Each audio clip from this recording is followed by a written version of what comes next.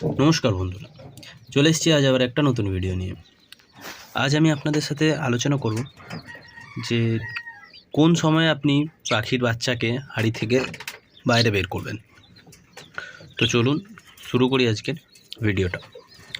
এখনও যারা যারা আমার চ্যানেলটিকে সাবস্ক্রাইব করেননি তারা সাবস্ক্রাইব করে রাখুন। আর আমার চ্যানেলের ভিডিওগুলো যদি আপনাদের ভালো লাগে তাহলে লাইক করুন, কমেন্ট করুন। প্রথমে আমরা এটাই জেনে নিই যে কেন আমরা পাখির বাচ্চাকে হাঁড়ির ভেতর থেকে বাইরে বের করব। দেখুন, পাখির মা বাবা পাখিদেরকে ঠিক ততদিন পর্যন্ত খাবার খাওয়ায় যতদিন না তারা নতুন ডিম বাচ্চা করার মুডে না আসছে। তো এটা পাখির উপর ডিপেন্ড করে যে কতদিনে তারা ডিম বাচ্চা আবার করবে। তো আমার পাখির বাচ্চাদেরকে বাঁচানোর জন্য যত তাড়াতাড়ি সম্ভব পাখিকে খাবার খাওয়া শেখাতে হবে। কারণ যদি পাখি খাবার খাওয়া বন্ধ করে দেয় বাচ্চাকে, সেক্ষেত্রে হ্যান্ড ফিডে নিতে হবে। আর যদি হ্যান্ড ফিড ঠিক করে না করানো যায় তাহলে পাখির বাচ্চাগুলো কিন্তু মারা যাবে। তাই প্রথম কারণ হচ্ছে পাখির বাচ্চা হাঁড়ি থেকে বের করে খাঁচাতে একটা মালসার মধ্যে, যেভাবে আমি মালসার দিতে পারেন বা এরকম কোনো পাত্রতেও দিতে পারেন, যেরকম দেখুন আমি একটা ঝুড়ির মধ্যে দিয়েছি, ভেতরে কিছু খাবার দিয়ে দিয়েছি এবং ঘুরতে ঘুরতে তারা টুঙে টুঙে খাচ্ছে। তো এইভাবে খেতে খেতে আবার পাখির মা বাবারাও তাকে খাওয়াবে। তো এইভাবে খেতে খেতে পাখিরা খাওয়া শিখে যাবে তাড়াতাড়ি। আর এইভাবে তাড়াতাড়ি খাওয়া শিখে গেলে পাখির মর্টিলিটি কমে যাবে। এমনিতে যদি আমরা দেখি, পাখির যে ব্রিডিং সাইকেল সেটা 2 মাসের হয়ে থাকে। মানে ডিম পেড়ে ডিম থেকে বাচ্চা ফুটে তা বড় করতে করতে পাখির 60 দিন সময় লাগে এবং তারপরে আরও 15 দিন রেস্ট নেওয়ার পরে তারা আবার ডিম বাচ্চা উৎপন্ন করে।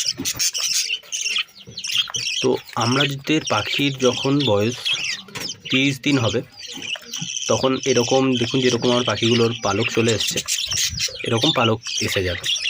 সেই টাইমে আপনারা পাখিগুলোকে বাইরে বের করে দেবেন এরকম মালসাতে।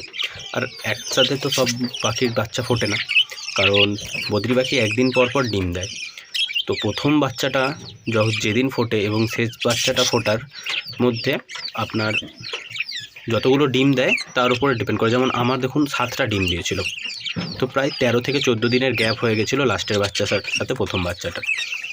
তো এইভাবে একটু একটু করে বড় হয়। তো প্রথমে আপনাকে একটু বড় হয়ে গেলে 3টেকে কি 4টেকে যতগুলো আপনার বড় হবে, যতগুলো দেখবেন যে 25-30 দিন বয়স হয়ে গেছে, সেই টাইমে আপনি এরকম মালসার মধ্যে নামিয়ে দিতে পারেন। পাখির বাচ্চাকে নিচে নামালে আরেকটা যেটা আমরা সুবিধা পেয়ে থাকি সেটা হচ্ছে, যত পাখি ঘোরার জায়গা পাবে, ধরুন একটা মটকার মধ্যে যখন বাচ্চাগুলো থাকে তখন বেশি জায়গা পায় না তারা নড়াচড়া করার, ঘোরার এদিক ওদিক। তো যখন তারা বেশি ঘোরার জায়গা পাবে নিচে নামিয়ে দিলে, অনেক সময় দেখবেন কিছুক্ষণ নামানোর পরে মালসা থেকে তারা বেরোতে চাইবে এবং বেরিয়ে নিচে যে খাঁচার মধ্যে তারা ঘুরবে ফিরবে, এদিক ওদিক করবে।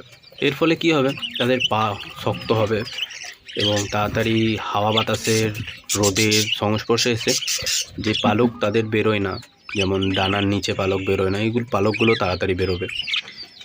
এছাড়া হাঁড়িতে বাচ্চা থাকার সময় আরেকটা সমস্যার সম্মুখীন আমরা হয়ে থাকি। যেমন ধরুন, যখন পাখির বাচ্চাগুলো বড় হয়ে যায় তখন বড় বাচ্চাগুলো বেশি খাবার পায় এবং ছোট বাচ্চাগুলো খাবার পায় না। কারণ পাখিটা যখন খাওয়াতে যায় তখন বড় বাচ্চাগুলো বেশি খাবার খেয়ে নেয়, ছোট বাচ্চাগুলো তাদের সাথে পেরে ওঠে না, তাই তারা ঠিকভাবে খাবার পায় না। তো এরকম ক্ষেত্রে যখন আপনি বড় বাচ্চাগুলোকে নিচে নামিয়ে দেবেন, তখন দেখবেন বাবা পাখিটা বড় বাচ্চাগুলোকে নিচে যেগুলো আছে সেগুলোকে খাওয়াবে এবং ছোট বাচ্চা যেগুলো উপরে থাকবে হাঁড়িতে সেটাকে মা পাখিটা খাওয়াবে।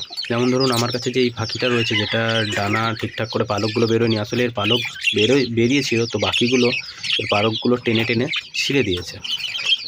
তো এই বাচ্চাটাকে আমি উপরে রেখে দেবো হাঁড়ির মধ্যে, যাতে তাকে ভালোভাবে খাওয়াতে পারে, কারণ এই বাচ্চাটা এইগুলোর সাথে ঠিক পেরে ওঠে না। দেখুন সকালে আমি নামিয়ে দিয়েছিলাম, তো এখন এর মধ্যে দেখুন ঝুড়ি থেকে বেরিয়ে কেমন এদিক ওদিক হাঁটাহাঁটি করছে। তো এরকম করে রাখলে পরে পাখি সুস্থ থাকবে এবং তাড়াতাড়ি বড় হবে। তো আজকের ভিডিওটা এখানে অবধি, দেখা হচ্ছে আবার পরের ভিডিওতে। যারা যারা এখনও আমার চ্যানেলটা সাবস্ক্রাইব করেননি সাবস্ক্রাইব করে রাখুন, কারণ সাবস্ক্রাইব করতে টাকা লাগে না। এইভাবে আমার পাশে থাকুন এবং দেখতে থাকুন। क्या